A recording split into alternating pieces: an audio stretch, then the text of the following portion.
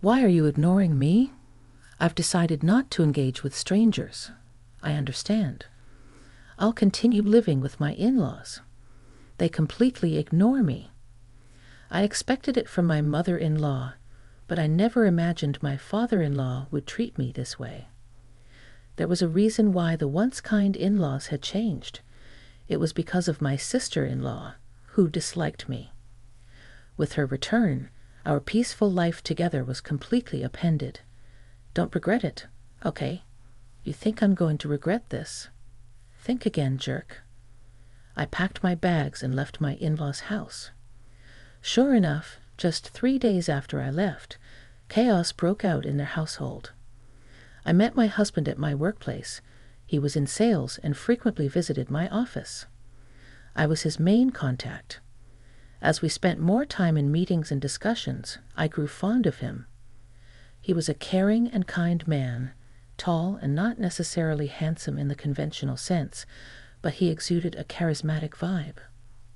He was popular, but for some reason, he said he liked me, and we began dating. When we talked, he mentioned growing up in a typical family with parents and a sister. I lost my parents in an accident when I was young and grew up in an orphanage. It was a complex issue for me, but when we started dating, I quickly shared my background with him. He responded, "That must have been tough, but don't worry, I'll always be there for you." Soon after, he proposed. From the beginning, my husband intended our relationship to head towards marriage and quickly introduced me to his parents. During the introduction, I told them about growing up in the orphanage. They listened attentively and reassured me that it wouldn't matter in our marriage. It made me very happy. Besides, they told me that being raised in an orphanage had nothing to do with being their daughter-in-law, which truly made me happy. Only my sister-in-law, being very attached to her brother, seemed taken aback, asking, "You grew up in an orphanage." My husband had to reprimand her. In retrospect, you probably disliked me from our first meeting. I didn't give it much thought at that time, thinking we had just met. Before our marriage, my husband and I discussed moving in with his parents. We seriously considered it, but in the end, I decided not to quit my job. It turns out my husband was set to be transferred soon. I thought about quitting my job to move with him, but my career was going well, and I had just been given direct reports. We discussed it and decided he would move on his own after getting married. I wanted to savor that newlywed feeling for a bit. I even casually thought about visiting my husband during the long weekends for a little vacation. The idea of moving in with the in-laws so soon after marriage was a bit daunting. That my husband probably felt more at ease living with his parents, plus to put his ever-worried mother at ease, he probably wanted us to live together. Having lost my parents at a young age, I had always yearned for a family, so living with them wasn't an entirely unappealing idea. Plus, my in-laws had always treated me kindly, and I had grown fond of them. Balancing work and my duties as a daughter-in-law was challenging, but having a family made me happy and fulfilled. One day, my father-in-law approached me with an unexpected request. This would mark the beginning of the unraveling of our seemingly happy cohabitation. It was a time when my overly anxious mother-in-law, who tended to act domineering towards my father-in-law, was out shopping. I was about to start cleaning on my day off when my father-in-law asked to speak with me. "What's the matter?" I inquired. "Well, I don't want my wife to know, but I'm taking a leave from work," he explained. He elaborated that he had been having problems with his boss and co-workers, and his health had deteriorated to the point where he had no choice but to take a leave. My mother-in-law is a good person, but she's always anxious and a bit neurotic. Living with them, I began to notice her neurotic tendencies and how my father-in-law tiptoed around her to avoid upsetting her.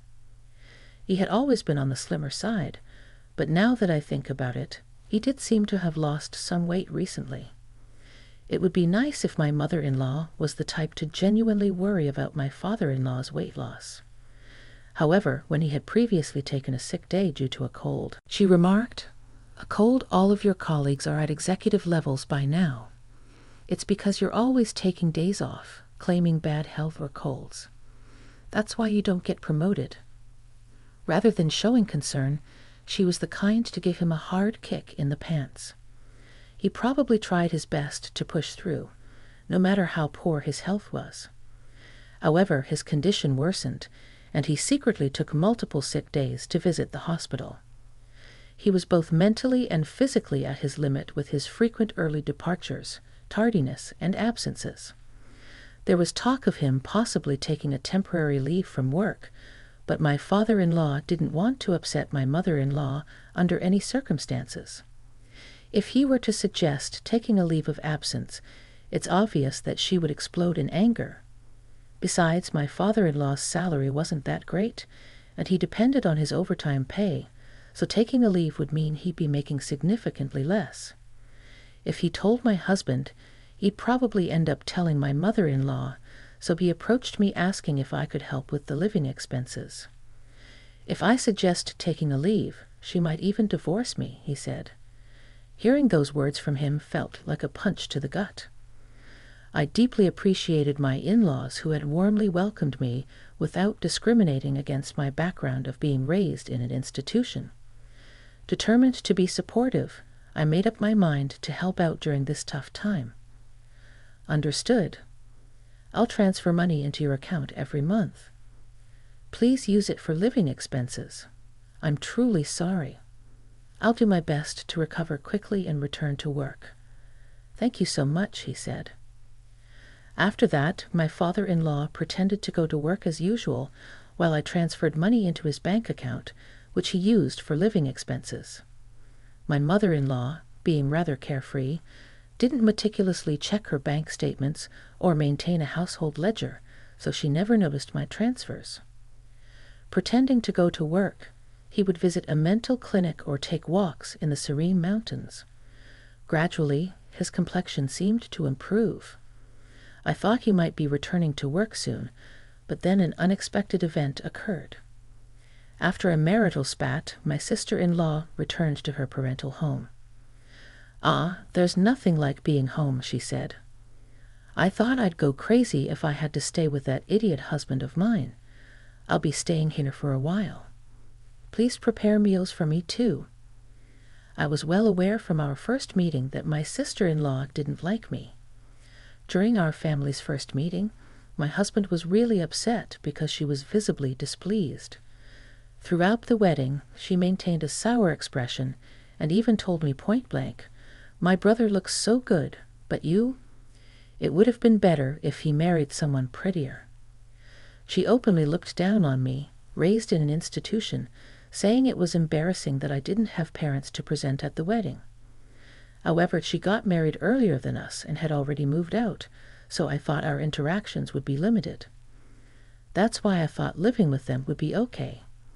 If she had been living at home, I wouldn't have even considered moving in, knowing the daily jibes I would receive.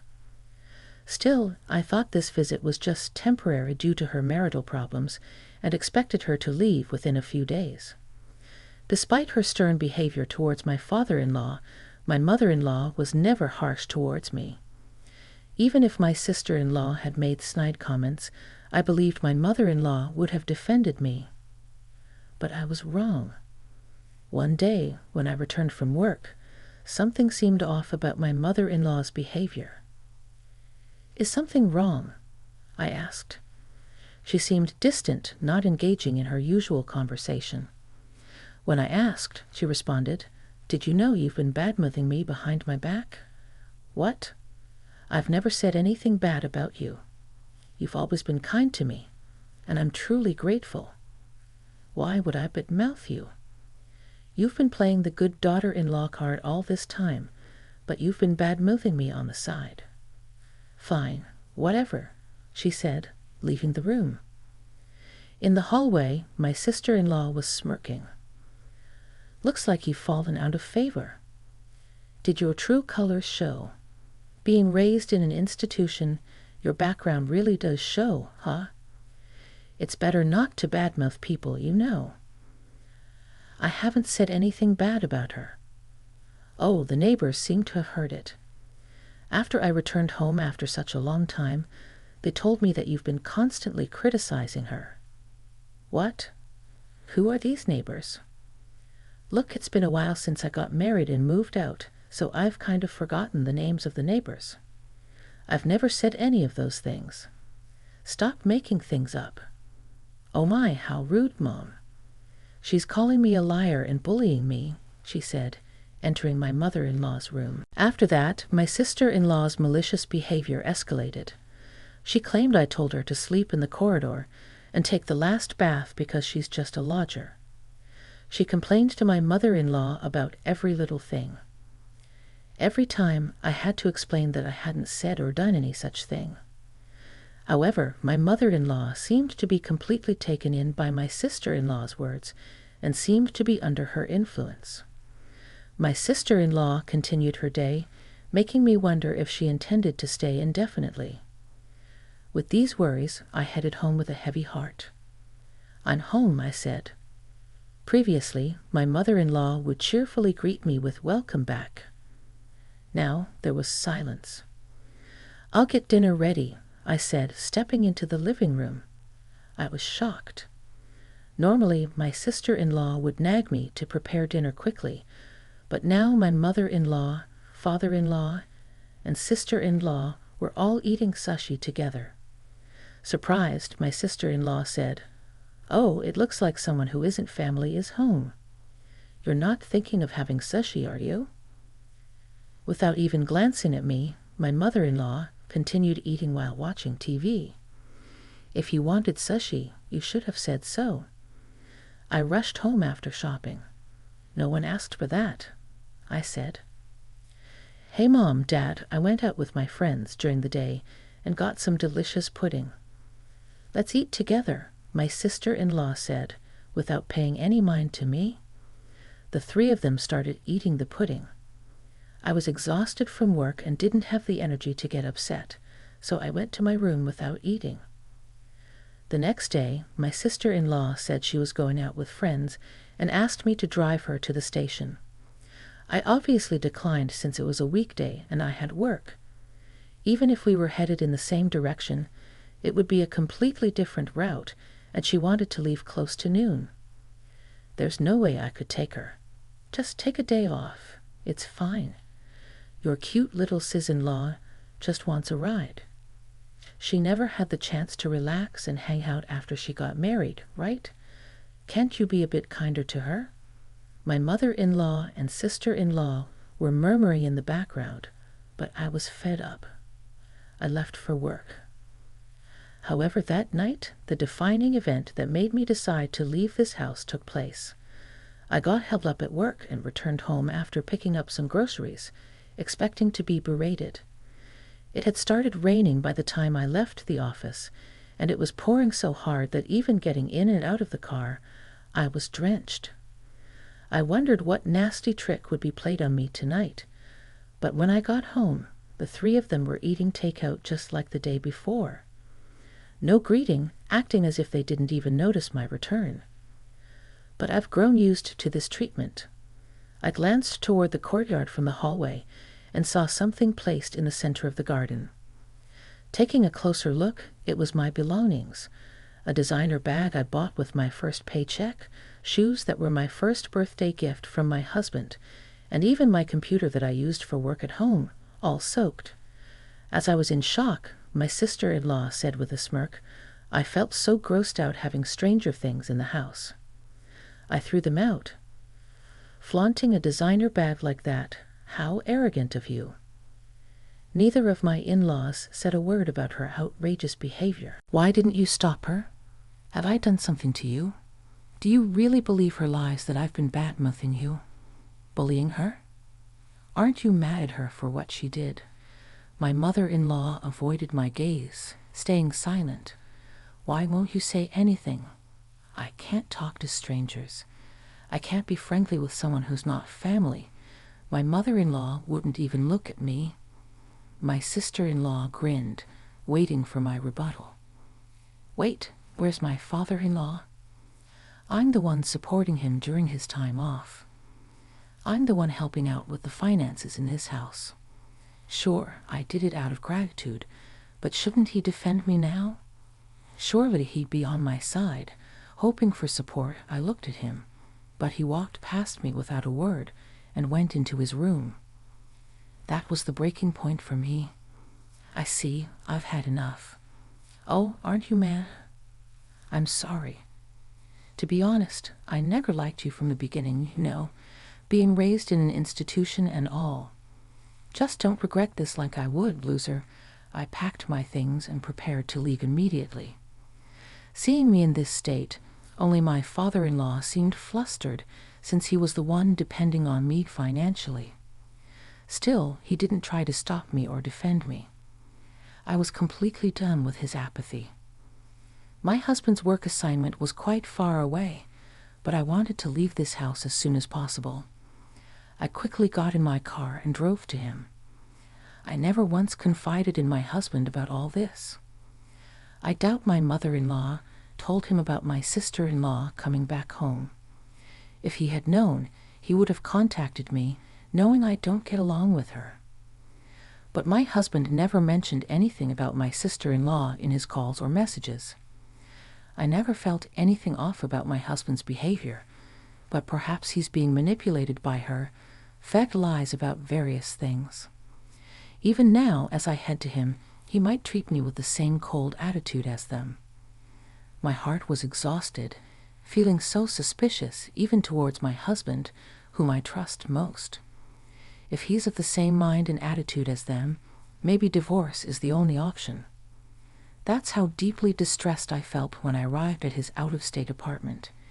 He hadn't returned yet, perhaps busy since it was the end of the month. As I waited, my husband energetically entered the apartment. Maybe having noticed the lights, what if you were coming?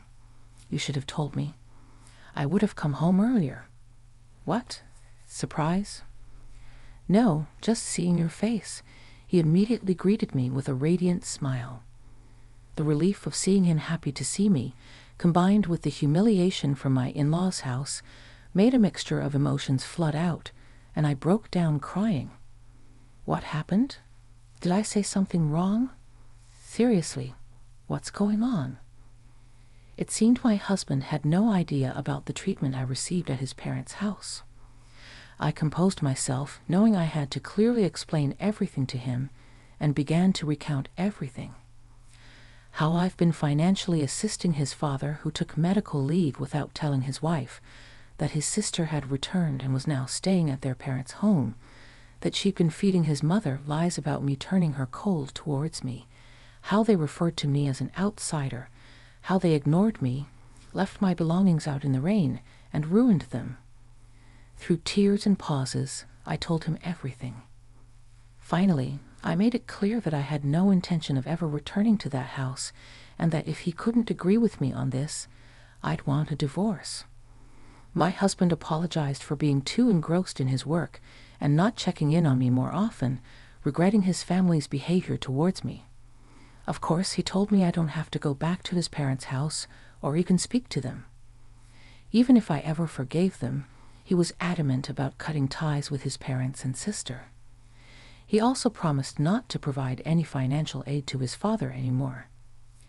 That night, I felt truly relieved. The tension I had been holding melted away, and I had a peaceful sleep by his side. After that, I never returned to my in-laws' house. While commuting from my husband's out-of-state place was not feasible, I had already approached my company about working remotely. Since my sister-in-law and mother-in-law started treating me harshly, my job doesn't necessarily require being in the office, and many of my colleagues and superiors also work remotely.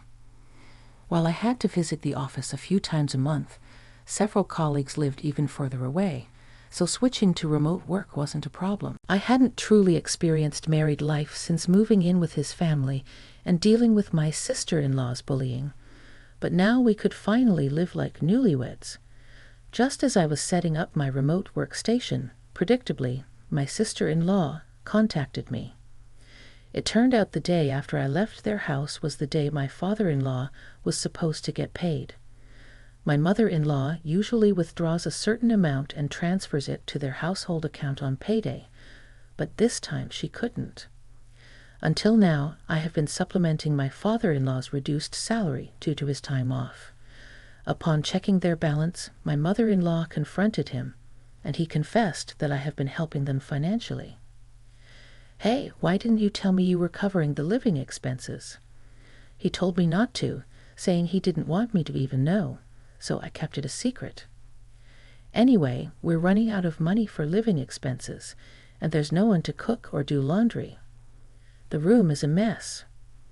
As his wife, you need to come back and take care of these things and transfer money quickly. How heartless. I told you, didn't I? I don't regret this. I have no intention of going back to that house or continuing as your maid. Why should I help people who hate me, destroy my belongings, and treat me like this? Aren't you his wife? Without your help, we can't pay the electricity or gas bills. We can't even go shopping. That's why I said it. I'm an outsider, so it's none of my business, right? I hung up, ignoring my sister-in-law's ranting. She and my mother-in-law kept pestering me with calls and messages, but I ignored all of them. Even after my husband returned from work, the persistent calls from them continued. When my husband answered, he told them firmly, "I'll never forgive you for how you treated her, and I'm never sending her back to you. I'm not coming back either. I don't consider you my family anymore. Stay away from my wife, or you'll regret it." Given that my sister-in-law adored her brother and my mother-in-law heavily relied on him, they were probably shocked. A few days later, I received a call from my father-in-law. He said living with my mother-in-law and sister-in-law was becoming unbearable, and he begged me to continue the financial assistance. I'm still grateful for them accepting me, who grew up in an orphanage when they married, but they didn't support me in my time of need, despite all the financial help I provided. I don't owe them anything. Why should I help those who join others in ignoring me? I'll never assist you again. And with that, I ended the call. Later on, my relentless mother-in-law and sister-in-law audaciously showed up at my workplace. Since I was already working remotely and had a bad feeling about them, I'd informed my company about the situation. The security was alerted immediately. Apparently, they caused a scene, demanding that the company force me to send money back home. Upon hearing this, my husband said, "Report them to the police." Colleagues at my company were supportive, saying, "I can't believe you lived with those people. Focus on your remote work with your husband." As for my in-laws, my father-in-law's health deteriorated under the pressure from my mother-in-law and sister-in-law, and he'd eventually resigned. My sister-in-law tried to return to her husband's family, but he refused to take her back. The small town quickly caught wind of her drama at my workplace. Given the embarrassment, there was an uproar at her in-law's place. The original reason for the fight between my sister-in-law and her husband was her affair. This incident added to their issues, leading to an immediate decision to divorce. Without a home, my in-laws and sister-in-law moved to a cheap apartment, managing to get by on part-time jobs. As for my husband and me, we're finally living peaceful days, feeling mentally and physically fulfilled. Recently, we found out we're expecting a child and are overjoyed. We're looking forward to the day we meet our baby, cherishing our time together.